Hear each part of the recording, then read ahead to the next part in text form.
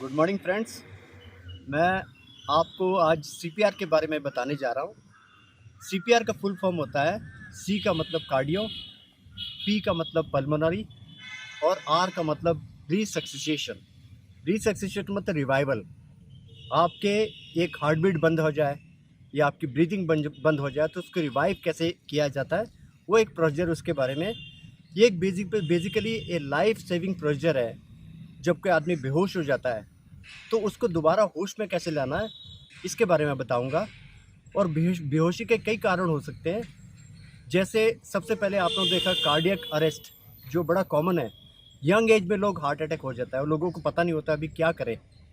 या फिर कोई नदी में डूब जाता है या कोई तालाब में डूब जाता है, उसकी सांसें, उसके नब्ज सारी बंद हो जाती है।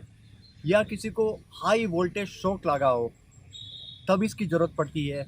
या किसी ने पॉइज़न खा लिया हो या किसी ने हाई ड्रग ले लिया हो, नींद की गोली खा ली हो मरने के लिए, तब बेहोशी की हालत में उसको रिवाइव कैसे किया जाए, इसके बारे में मैं आपको या फिर और भी कई कारण के लिए, जैसे कि किसी के गले में कुछ अटक गया हो, उससे भी आपके सांसें, आपकी हार्ट बीट बंद हो सकती है। तो उस आदमी को रिवाइव कैसे करना, या सबसे इम्पोर्टेंट, जैसे आपको किसी रास्ते में एक्सीडेंट हो जाता है, लोग घबरा जाते हैं। एक आदमी बेहोश हो गया, उसकी ना ना तो उसकी सांसें चल रही है, ना उसकी हार्ट बीट चल रही है, तो उस समय उसको रिवाइव कैसे करना, इसके बारे में बताऊंगा।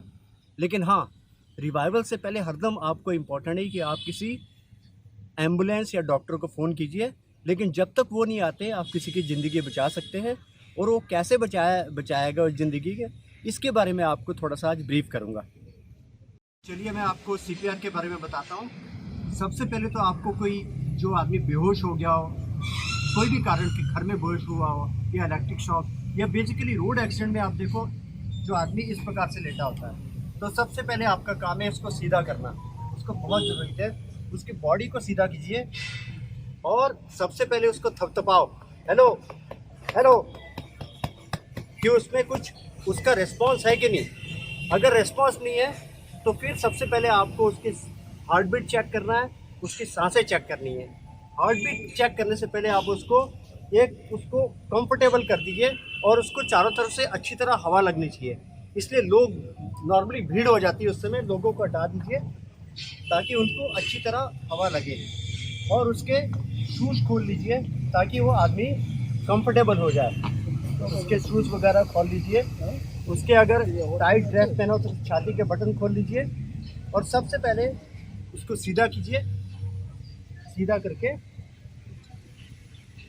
ऐसा सीधा करके सबसे पहले देखिए कि उसकी सांसें आ रही कि नहीं। आप सांसें का अंदाज़ा एक कान में या तो ऐसे करके चेक कर सकते हैं, इसको हाथ लगा के, या सबसे बढ़िया तरीका उसके मुंह में जाइए और कान लगा के देखिए कि उसके हवा आ रही, कब कान में सुनाई देगा। अगर नहीं आ रही तो उसके बाद आपको चेक करना है उसके पल्स, उसके हार्ट बीट चल रहा कि नहीं। आप यहाँ से चेक कर सकते हैं उसकी पल्स आ रही कि नहीं। या फिर गले के यहाँ जो ठीक इसका ये है, ये हड्डी है, इसके बायां ज़्यादातर 3 उंगली लगा के देखिए तो हार्ट बीट चल रहा है कि नहीं, वो आपको गौर से देखना है।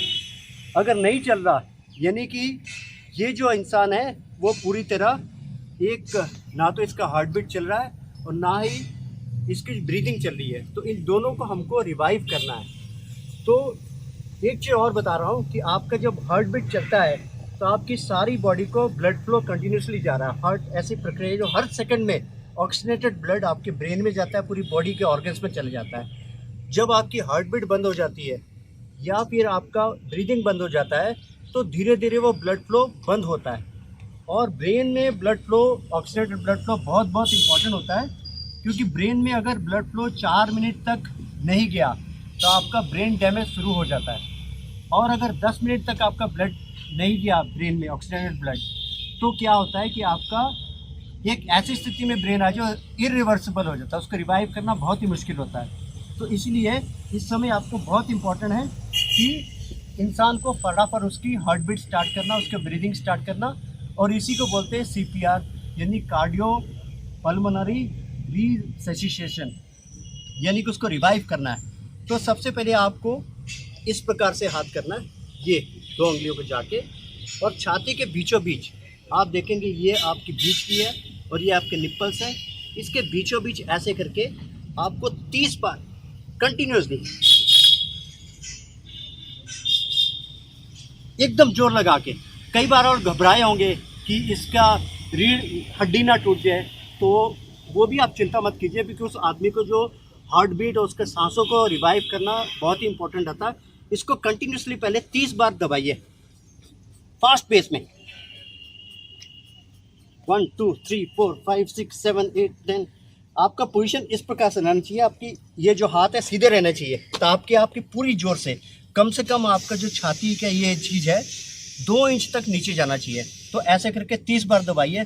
1 2 3 4 5 6 7 8 10 13 14 15 16 17 18 19 20 21 22 23 24 25 26 27 28 29 30। 30 करने के बाद आप उनको ब्रीदिंग वो देंगे।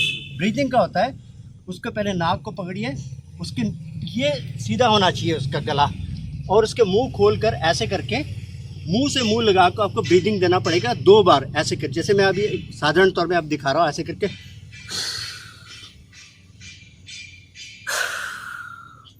2 बार करने के बाद आप दोबारा ये कीजिए। 1 2 3 4 5 6 7 8 9 10 11 12 13 14 15 16 17 18 19 20 21 22 23 24 25 26 27 28 29 30। फिर दोबारा ब्रीथिंग कैसे करके।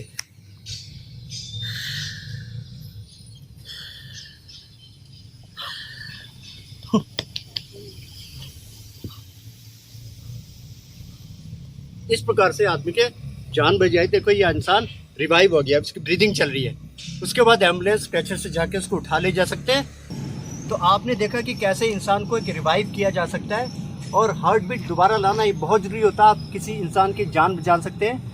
और CPR जो कंप्रेशन मैंने बताया जो 30 बार किया, कम से कम जब तक आदमी रिवाइव नहीं होता, कम से कम उस प्रक्रिया को आप जो 30 times each time you have to repeat at least 5 time. तो 30 बार करके 2 सांस लेना, 30 बार करके 2 सांस देना, ऐसे करते करते आप कम से कम 5 बार करोगे तो आदमी का जो दोबारा हार्ट बीट, दोबारा उसका जो ब्रीदिंग है दोबारा स्टार्ट हो जाएगा, और इससे आप किसी की जान बचा सकते हो। Thank you.